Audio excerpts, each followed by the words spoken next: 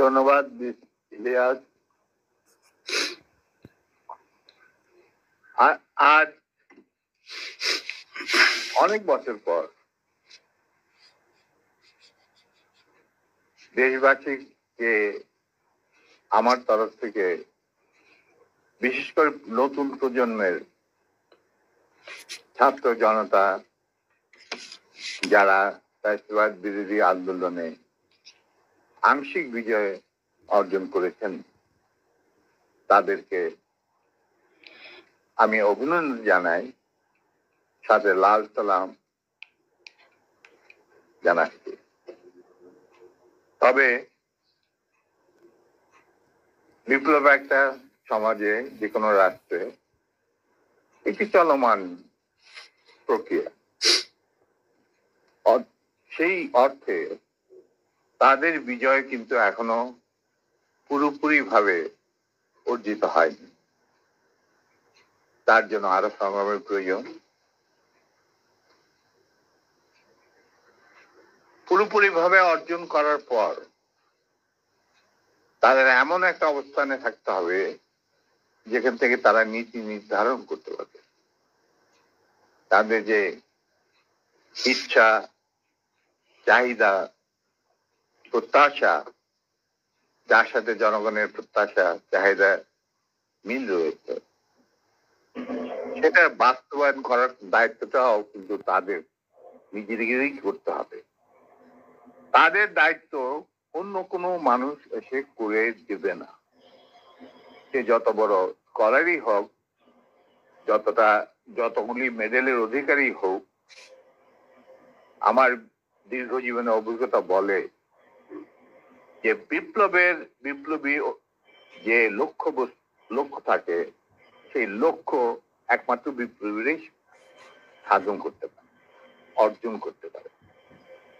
সেজন্য তোমাদেরকে এখনই ঘুমিয়ে পড়ার সময় ঘুমিয়ে পড়লে চলবে না, সজাগ থাকতে হবে। আগামী দিনে যত কঠিন সংগ্রামী হোক, সেই সংগ্রামে আল্লাহর উপর ভরসা করে তোমাদের যুদ্ধে ময়দানে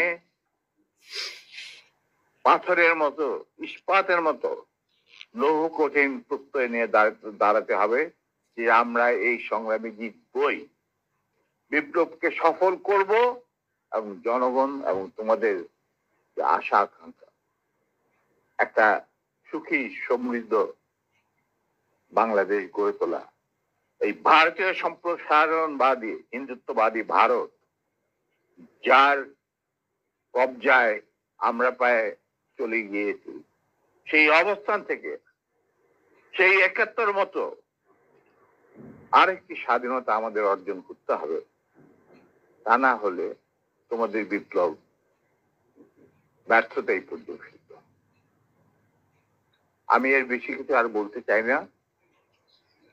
স্যার, সরাসরি মানুষ এই 50 বছর যে প্রশ্নটা আপনাকে করার জন্য অপেক্ষায় আছে, আমি মনে করি 75 কেন হয়েছিল স্যার? ইলিয়াস, ৭৫-এ তোমার কি বয়স ছিল আমি জানি না, তবে আমার জন্ম হয় নাই স্যার।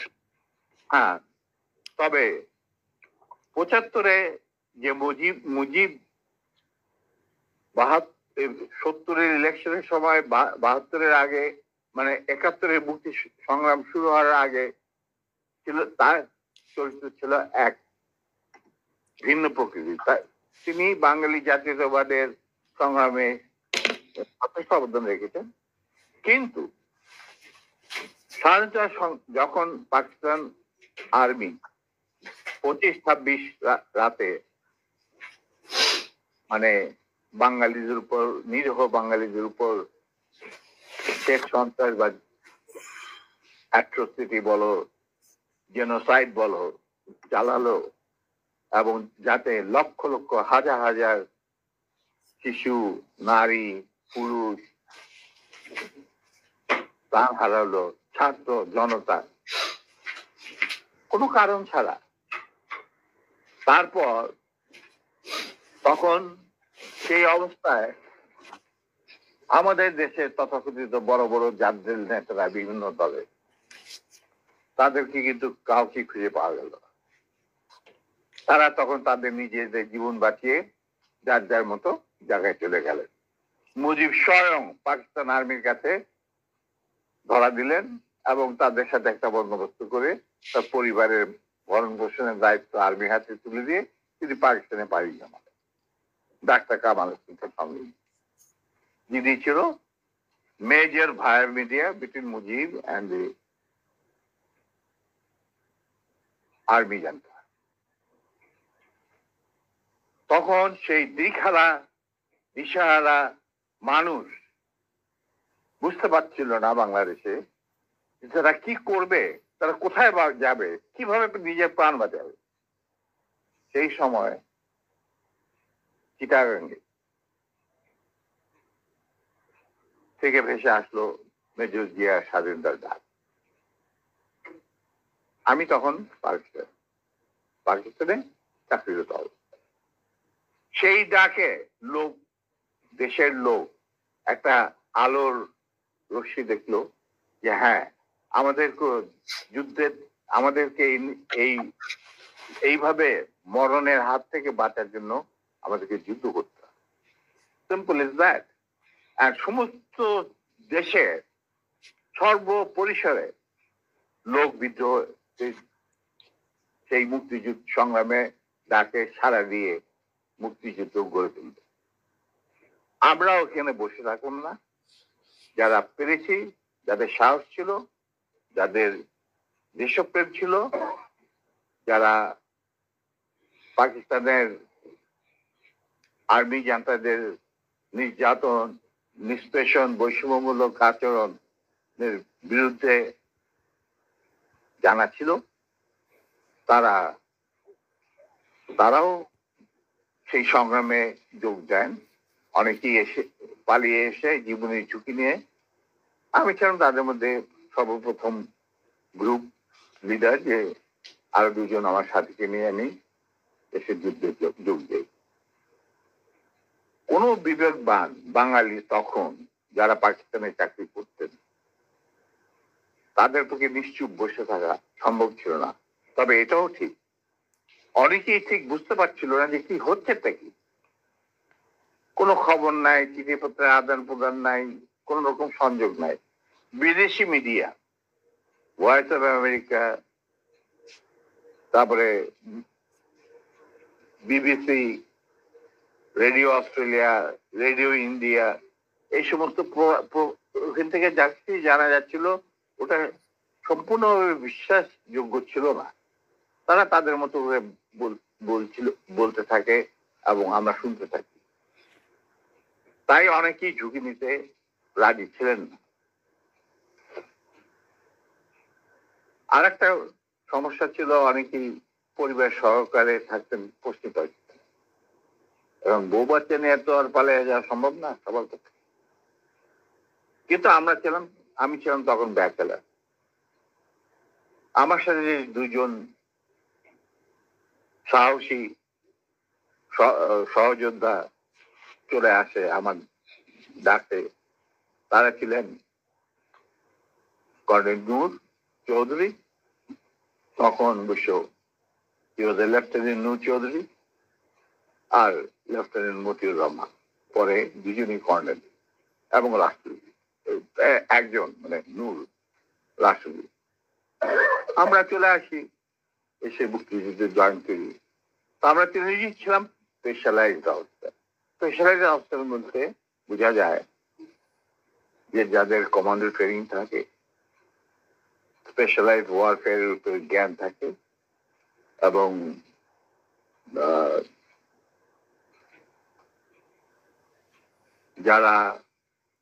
যাদের ইন্টেলিজেন্স অপারেশন কিভাবে বিশ্বজুড়ে চলে সেই সম্পর্কে জ্ঞানে তারা অভিজ্ঞতা সঞ্চয় করেন বিভিন্ন কোর্সের মাধ্যমে।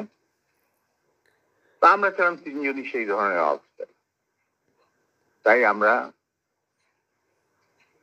জীবনের ঝুঁকি নিয়ে আল্লাহর নাম নিয়ে বেরিয়ে পড়ি এবং অতি সহজেই দিল্লি পর্যন্ত পৌঁছে যায়। এবং সেখানে আমাদেরকে রিসিভ করা হয় সাউথ ব্লকে, মানে প্রাইম মিনিস্টারের অফিসে শ্রীমতী ইন্দিরা গান্ধী, র প্রধান founding father general Ruban Singh, DP Dhar, মুখ্য সচিব প্রাইম মিনিস্টারের and incharge of Bangladesh affair, এনারা আমাদেরকে রিসিভ করে। তারপর অনেক আলাপ আলোচনা, কিছুদিন ট্রেনিং, ব্রিফিং, পরে আমাদেরকে মুজিবনগর সরকারের কাছে হ্যান্ড ওভার করে দেওয়া হয় এবং আমাদেরকে দিল্লি থেকে নিয়ে আসার জন্য general Osmani, commander in chief Mukti Fauj, জনাব Tajuddin, prime minister of the provisional government, 7 দফা চুক্তি করার পর, আর ফরেন মিনিস্টার খন্দকার মুশতাক আহমদ, যিনি আমার বাবার ক্লাসমেট, তারা আসেন দিল্লিতে, এসে তাদেরকে ফর্মালি আমাদেরকে হ্যান্ড ওভার করে দেওয়া হয়। তারপরে আমাদের 3 জনের মধ্যে 2 জনকে, আমাকে এবং মতিকে, অ্যাপয়েন্ট করা হয় as guerrilla adviser to the sector commander. মানে 11টা সেক্টরের মুক্তিযোদ্ধাদের রিক্রুট করা, তাদের ট্রেন করা, তাদেরকে ইন্ডাক্ট করা, অপারেশন করানো, সব দায়িত্ব পড়ে আমাদের 2 জনের উপর এবং আমরা এই 11টা সেক্টরকে ভাগ করে নিই। আর Noor being the junior most, Osmani সাহেব ওনাকে তার পার্সোনাল স্টাফ অফিসার হিসেবে মুজিবনগর সরকারের যে হেডকোয়ার্টার ছিল মুক্তিবাহিনী, সেখানে তার সাথে রাখে। এবং শেষ পর্যায়ে কিছুদিনের জন্য নূর অনেকটা দৃঢ়তার সাথেই উসমানীর সাথে আলাপ করে সাত বেঙ্গলে চলে যায় এবং মুক্তিযুদ্ধে সক্রিয়ভাবে অংশগ্রহণ করে। সেও আঘাতপ্রাপ্ত, মানে সেও যুদ্ধে ইনজিওর্ড হয় একটা অপারেশনে, এবং তাকে বীর বিক্রম খেতাব দেওয়া হয়। আর আমি যুদ্ধের সময় 3-4 বার আহত হয়েছি, তার একটা নিদর্শন আমার দেখো, হাতের অবস্থা এখানে গেলে সবকিছু অর্ধেক বোধ হয় আর্টিফিশিয়ালি ক্রিয়েটেড, রিক্রিয়েটেড, যেটাকে প্লাস্টিক সার্জারি বলা হয়। But then I continue. তারপর সেনাবাহিনী গঠন করা, বাংলাদেশ মিলিটারি একাডেমি স্থাপন করা, পিটি স্কুল মানে ফিজিক্যাল ট্রেনিং স্কুল স্থাপন করা, সিলেটে ওয়েপন অ্যান্ড ট্যাকটিক শেখার স্কুল স্থাপন করার সব দায়িত্ব আমরা পালন করি। এর সাথে সাথে চলে রিক্রুটমেন্ট ফর আর্মির যে 5টা ব্রিগেডের দায়িত্ব দিয়েছিল বুঝলি, এই ব্রিগেড 5টা এবং বিমান বাহিনী, নৌবাহিনীর জন্য রিক্রুটমেন্টের ইনচার্জ ছিলেন deputy chief of staff Ziaur Rahman. যদিও তিনি সিনিয়র ছিলেন, তাকে তো বানায়নি চিফ, তাকে তো অ্যাজ এ কর্নেল বের করে দিতে চাইছিল, কিন্তু পারেনি, আমাদের জন্যই পারেনি। যাই হোক, ওনার স্টাফ অফিসার হিসেবে দায়িত্ব পড়ে আমার উপর। আর আমি একাই আমার অন্যান্য সহযোদ্ধা কমান্ডারদের লিস্ট ওরা পাঠিয়ে যেত। আমি প্রায় 25,000 প্রাক্তন মুক্তিযোদ্ধা যারা আমাদের আন্ডারে চাকরি করেছে, মানে যুদ্ধ করেছে, তাদেরকে আমি আর্মিতে, এয়ারফোর্সে, মানে ডিফেন্স ফোর্সে, নেভি ইনক্লুডেড, নিয়োগ রিক্রুট করি। তারপর চাকরি করতে থাকি, চাকরি চলতে থাকে। এই হচ্ছে আমাদের শারীরিক সংগ্রামের ছোট্ট সিনপসিস। বলো এরপর কি, আর কি জানতে চাও?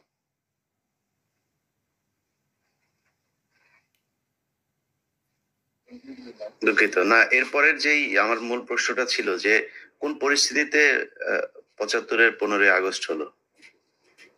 হুম,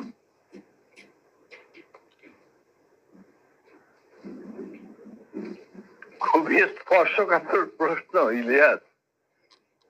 নিজের বাদ্য নিজে বাজানো অনেক সময় ঠিক হয় না, কিন্তু তুমি যখন প্রশ্ন করেই বসলে তখন স্যার, একটা ছোট্ট স্যার এই এই আমার আমার ইউটিউব চ্যানেলে আমি আজকে প্রায় 5 বছর হলো ভিডিও লাইভ করি, প্যাকেজ দেই। সোফার আই রিমেম্বার আমার সবচেয়ে বেশি একসাথে ভিউয়ার ছিল সম্ভবত 20 বা 25 হাজার। আমি মাত্র খেয়াল করলাম এই মুহূর্তে 1,70,000 মানুষ এট এ টাইমে ওয়াচিং আওয়ার ভিডিওস। এটা তো তোমার, the credit goes to you. No, credit goes to you, man. Goes to you. Well, I'm just মানে well যাচ্ছি হয় আল্লাহর ইচ্ছায় হয়। আমি একজন নতুন, আমি আমি এই জন্যই বললাম যে আপনার নিজের ঢোল আপনি যেটা মানে বাজানোর কথা বলছেন, আপনি তো বাজান নাই, 50 বছর চুপ ছিলেন। যেই স্বাধীনতা আপনারা এনে দিয়ে গিয়েছেন, সেই স্বাধীনতা না আসলে তো আজকের শেখ হাসিনা যে অবস্থায় দেশকে নিয়ে গিয়েছিল, সেই 75-এর পরে আরো হয়তো 2-1 বছর লাগতো শেখ মুজিবের সেখানে নিয়ে যেতে। তো আমাদেরকে এই যে উদ্ধার করে দিয়ে গিয়েছেন, এই কৃতজ্ঞতা বোধটা বাঙালি জাতির নেই, যে কারণে আজকে মেজর শরীফুল হক ডালিম বাংলাদেশের মাটিতে নেই। অথচ আপনাদেরকে সর্বোচ্চ সম্মাননা দিয়ে আমাদের দেশে রাখা দরকার ছিল, সেই সম্মানটুকু আমরা দেখাতে পারি নাই বলেই মাঝে মধ্যেই আবার 2024 আসে। তো আপনি ওইটা নিয়ে আমার মনে হয় দেরি তো অবশ্যই হয়েছে, কিন্তু আমাদের জানা উচিত। এই জাতি প্রতিটা মানুষ জানতে চায় কি হয়েছিল 75-এর 15ই আগস্ট। প্রথম কথাটা হচ্ছে যে 15ই আগস্ট কিন্তু কোনো বিচ্ছিন্ন ঘটনা না। এটা সূত্রপাত হয় মুক্তিযুদ্ধ চলাকালীন অবস্থায়। আমরা বুঝতে পেরেছিলাম যে বাংলাদেশের মুক্তিযুদ্ধটা অ্যাকচুয়ালি কাদের ইন্টারেস্টে হচ্ছে। দেখে আমাদের ইন্টারেস্টে হচ্ছে যে আমরা আমাদের দেশ যুদ্ধ করে স্বাধীন করব, নাকি এটার পেছনে অন্য কোনো উদ্দেশ্য কাজ করছে। যখন 7 দফাতে চুক্তি করে নজরুল ইসলাম আর তাজউদ্দিনকে পারমিশন দেওয়া হলো to establish provisional government in Calcutta, এই 7টা ক্লজ পড়ে সাইন করার পর, দস্তখত করার পরে নজরুল ইসলাম সাহেব ফিট হয়ে পড়ে গিয়েছিল যে এটা তো একদম একটা দাস খত যে আমরা ক্রমান্বয়ে ভারতের একটা করদ রাজ্য, তারপরে একটা অঙ্গরাজ্য হিসেবে অঙ্গরাজ্যে পরিণত হবে বাংলাদেশ, হবু বাংলাদেশ। আর ওই joint declaration between Usmani and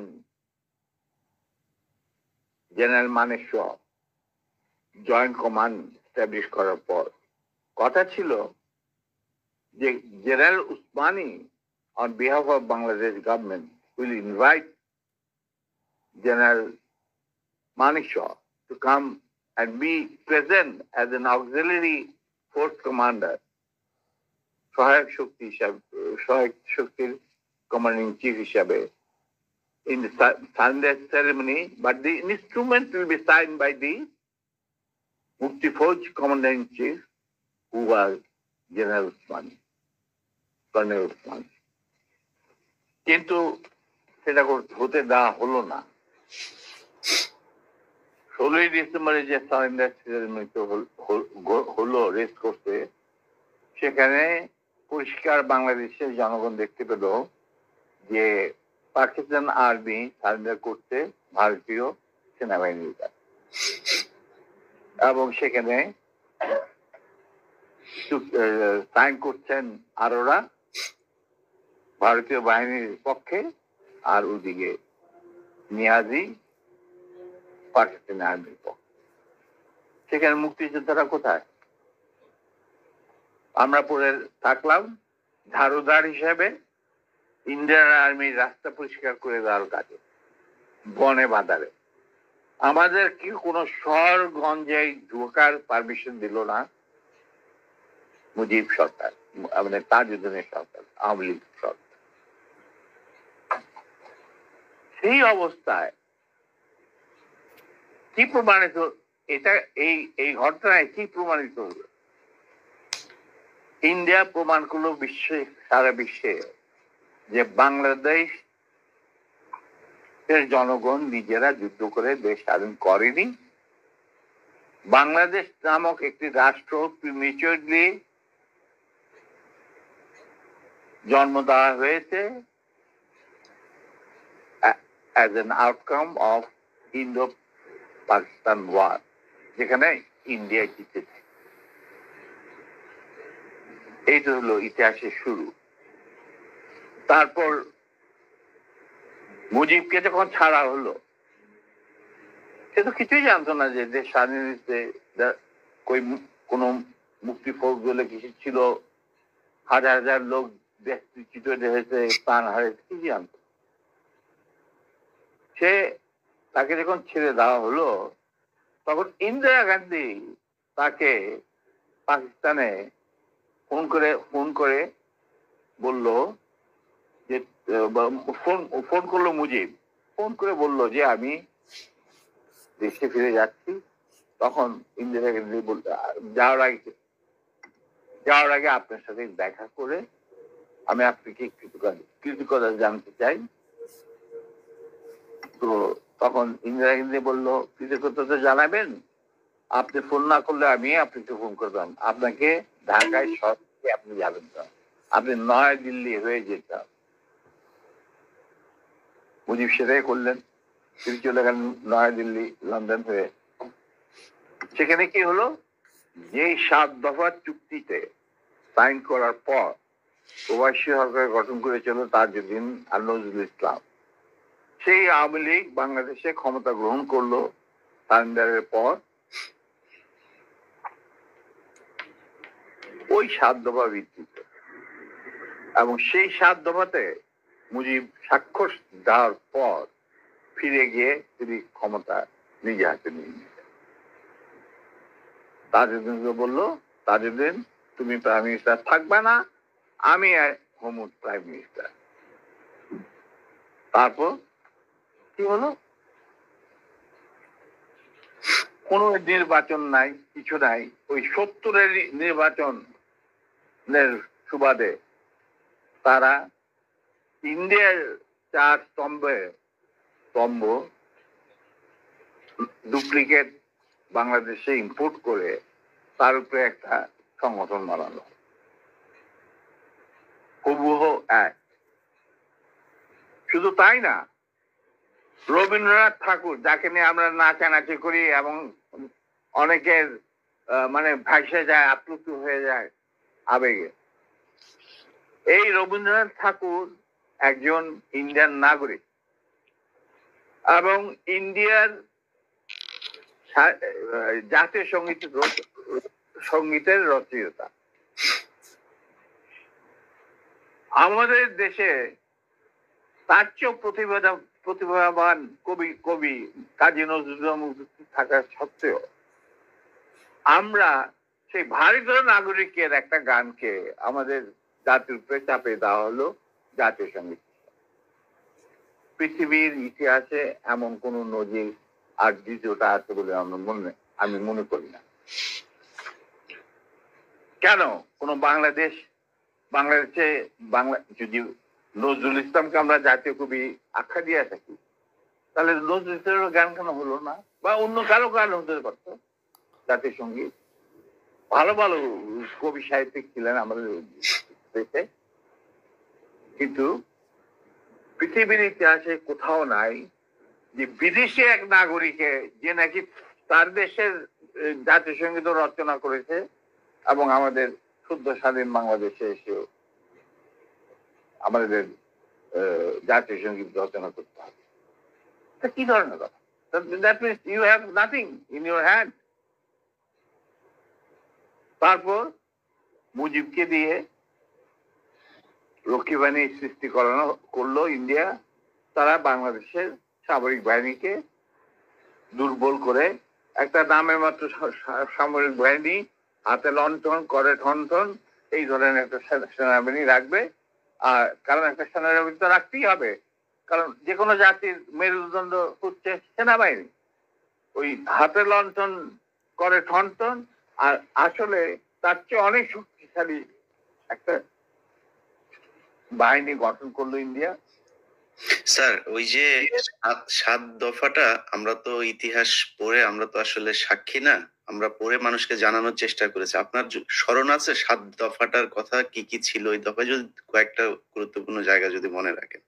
দেখো আমি ভাই, আমি তো অ্যাকচুয়ালি 7 দফায় একদম টোটো এগুলো আমার বইতে লেখা আছে। যারা এটা কেন জিজ্ঞেস করলাম স্যার, কারণ হচ্ছে মানে আচ্ছা আমি তো করতে পারবেন না স্যার, সেনাবাহিনী তো 7 দফা মানলে করতে পারবেন না স্যার। আমার পক্ষে হয়তো এখন রিকালেক্ট করা অফেন ডিফিকাল্ট, কারণ আমার মাথায় অনেক কিছু খেলা করে। জি স্যার। দু একটা জিনিস বলছি, যেমন ধরো মুজিব এবং তার সরকারকে প্রোটেকশন দেওয়ার জন্য ইন্ডিয়ান আর্মি অবস্থান করবে বাংলাদেশ। বাংলাদেশের কোন শক্তিশালী সামরিক বাহিনী গঠিত হবে না।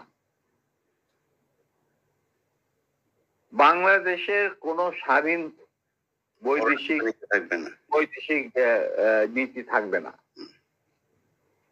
বাংলাদেশের শাসন ব্যবস্থা, আমলাতন্ত্র, শিক্ষা ব্যবস্থা, স্বাস্থ্য ব্যবস্থা, শিল্প ব্যবস্থা, কৃষি ব্যবস্থা সবকিছুই চলবে ভারতীয় বিশেষজ্ঞদের ইচ্ছা মতো। তারা মুজিব বিরোধী কোনো মানুষকে বাঁচিয়ে রাখা হবে না। তার জন্য যত লোক মারা দরকার মারা হবে, যত লোককে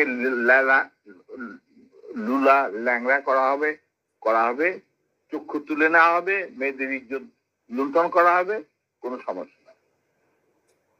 এইভাবে প্রতিপক্ষের উপর ঝাঁপিয়ে পড়ায় 40,000-এরও বেশি লোক মারা গেছে, সেটা সবাই জানে, প্রত্যেক আসছে। তারপর তোমার আমরা একটা করদ রাজ্যে পরিণত হয়ে গেলাম। কিন্তু সমস্যা দেখা দিল যে বাংলাদেশের মাটিতে যদি ইন্ডিয়ান সোলজাররা অবস্থান নেয়, তাহলে বিদেশ থেকে কোন রকম কোন দেশেই বাংলাদেশকে স্বীকৃতি দিতে রাজি না। কারণ পাকিস্তান ইতিমধ্যে সিকিউরিটি কাউন্সিল থেকে একটা আইন পাস করে নিল যে বাংলাদেশে কে নিয়ন্ত্রণ করতে ভারত, তাদের সেনাবাহিনীর মাধ্যমে, মুজিব সরকারের মাধ্যমে। অতএব এটা একটা ডিসপিউটেড টেরিটরি, এটা একটা স্বাধীন দেশ নয়। তাই আপনারা স্বাধীন কিভাবে রিকগনাইজ করবেন মুজিবের সরকারকে? এরপর এই অবস্থায় ইন্দিরা গান্ধী পড়ল মুসরত, তো আজ মুজিব সরকার। তখন ইন্ডিয়ান সরকার ডিসাইড করলো যে ঠিক আছে, আমাদের সোলজার আমরা ফেরত নিয়ে আসবো, তার পরিবর্তে আমরা জাতীয় রক্ষী বাহিনী বানিয়ে, তাই করা হলো। তো যে কাজটা ইন্ডিয়ান আর্মি করছিল সেটা পরে জাতীয় রক্ষী বাহিনী করলো। আর কি ধরনের অত্যাচার, অবিচার, কি ধরনের মানে হত্যাযজ্ঞ, গুম খুন এবং অনাচার অবিচার মুজিব সরকার করছিল, সেটা খতিয়ান তো তুমি আমার থেকে ভালো জানবে। অনেকে এই বিষয়ে লিখেছেন, সাহসী যারা তারা লিখে গেছেন, আমিও কিছুটা লিখেছি। সেখানেই শেষ হলো না। তারপর দেখা গেল যে সেই সুতিগার থেকে মুজিব কায়েম করলেন একদলীয় এক ন্যায়তত্ত্ব, স্বৈরাচার শাসন, বাকশাল, এবং নিজেকে তিনি আজীবন রাষ্ট্রপতি হিসেবে ঘোষণা দেবেন সিদ্ধান্ত না হলো। এই বাকশালের মেম্বার সবাই, সেই বাকশাল করার পর মুজিবের শক্তি বেড়ে গেল, তার নিষ্ঠুরতা এমন অসহনীয় পর্যায়ে চলে গেল। ইলিয়াস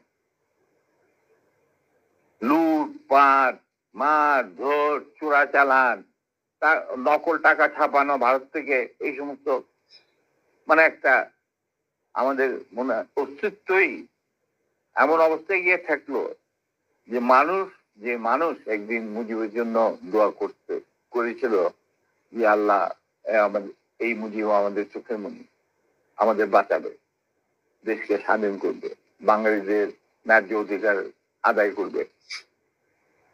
সেই মুজিবের জন্য লোকজন আল্লাহর কাছে দোয়া চাচ্ছিল যে আল্লাহ আমাদের আজাদ দাও, নমরুদের হাত থেকে আজাদ দাও, আমরা শেষ মরে যাচ্ছি, সব কোথাও কোনো কেউ নেই প্রতিবাদ করা। এতো আমরা যারা সেনাবাহিনীতে তখন ছিলাম, যারা দেশপ্রেমী যোদ্ধা, তারা ঠিক মেনে নিতে পারেনি। কিভাবে তারা মেনে নিতে পারেনি পাকিস্তানের জান্তাদের অবিচার এবং দুরাচার। এরই পরিপ্রেক্ষিতে তাদের নেতৃত্বে সংগঠিত হয় একটা সেনা বিপ্লব। অনেকে বলে মুজিবকে মারা হলো কেন? মুজিব তো মারা যায় নাই, মুজিব নিহত হয়েছে একটা সেনা অভ্যুত্থানের ঘটাকালে। সেনা অভ্যুত্থান তো আর খালে আছে, মার্বেল খেলে না, ওখানে দুই পক্ষ থেকেই গোলাগুলি হয় এবং হতাহত হয় দুই পক্ষে। যেমন মুজিবের পক্ষের কিছু লোক মারা গেল, সেভাবে বিপ্লবীদের, সেনা অভ্যুত্থানকারী বিপ্লবীদের তরফ থেকে কিছু লোক প্রাণ হারায়। এটাই বাস্তবতা। কিন্তু তারা বিজয়ী হয়ে গেল, বিপ্লবীরা বিজয়ী হলো, তারা ক্ষমতা তাদের নিজে হাতে নিয়ে নিল। স্বতঃস্ফূর্ত ভাবে ইলিয়াস ঘোষণাটা অবশ্য আমি দিয়েছিলাম, স্বতঃস্ফূর্ত ভাবে মুজিবের সেই মৃত্যুর খবর জানার পর আর বাকশালের পতনের খবর জানার পর লাখো লাখো লোক, মানে দেশের রাস্তা ঘাট, গঞ্জ, শহর, বন্দর, নগর, গ্রাম, সবাই আনন্দ মিছিল বের করলো। আমরা তো এই সমস্ত লোকজনকে ডেকে নিয়ে আসিনি, স্বতঃস্ফূর্ত ভাবে লোকজন। আর যে সমস্ত রাজনৈতিক নেতা বা দলগুলো আন্ডারগ্রাউন্ড ছিল, তারাও জনসমর্থন নিয়ে রাস্তায় চলে আসে। এইভাবেই জনস্বীকৃতি পেয়েছিল 15 আগস্টের 32 সামরিক অভ্যুত্থান। এবং পরবর্তীতে খালেদ মোশাররফের প্রতিক্রিয়াশীল কুচক্রীদের কুদাতার বিরুদ্ধে ঘটা 7 নভেম্বর সিপাহী জনতার বিপ্লব, এগুলো সব একই সূত্রে গাথা। তো আমি বলবো যে আমাদের ফার্স্ট রিপাবলিক ছিল ফ্রান্স রেভলিউশনের পরিপ্রেক্ষিতে বলছি, ফার্স্ট রিপাবলিক ছিল 71 মুক্তিযুদ্ধ, তারই ধারাবাহিকতায় হয়েছে 75 আগস্ট বিপ্লব, তারই ধারাবাহিকের থার্ড রিপাবলিক হয়েছে 1924 সালের ছাত্র জনতার গণ অভ্যুত্থান। এখন যেহেতু আমি বলেছি যে সম্পূর্ণ বিজয় আমাদের এখনো অর্জিত হয়নি, চলমান বিপ্লবের গতিধারায় সংগঠিত হবে চতুর্থ রিপাবলিক, মানে চতুর্থ বিপ্লব। আমি এবং আমার সাথী ভাইরা যারা এখনো বেঁচে আছেন, যে অবস্থাতেই আছে, আমরা যদি আমাদের বর্তমান প্রজন্মের বিপ্লবীদের, ছাত্র জনতা, তাদের বিপ্লবী কর্মকাণ্ড কাণ্ডে কোন রকম অবদান রাখতে পারি, আমাদের নিজস্ব অভিজ্ঞতা, যোগাযোগ থেকে, তাহলে আমরা সেটা করতে প্রস্তুত, পিছপা হব না ইনশাল্লাহ। এবং আমরা তাদেরকে শ্রদ্ধা, সালাম এবং বিপ্লবী সালাম সাথে মন থেকে দোয়া করছি যে তাদের বিপ্লব যাতে ব্যর্থ না হয়, তারা যাতে বিজয় সংগঠিত করে, বিজয় অর্জন করে, তারা যাতে একটা সুখী, সমৃদ্ধ, শক্তিশালী বাংলাদেশ গড়ে তুলে তাকে দ্বিতীয় ঘাঁটি হিসেবে স্থাপিত করতে পারে। এই আমার বক্তব্য।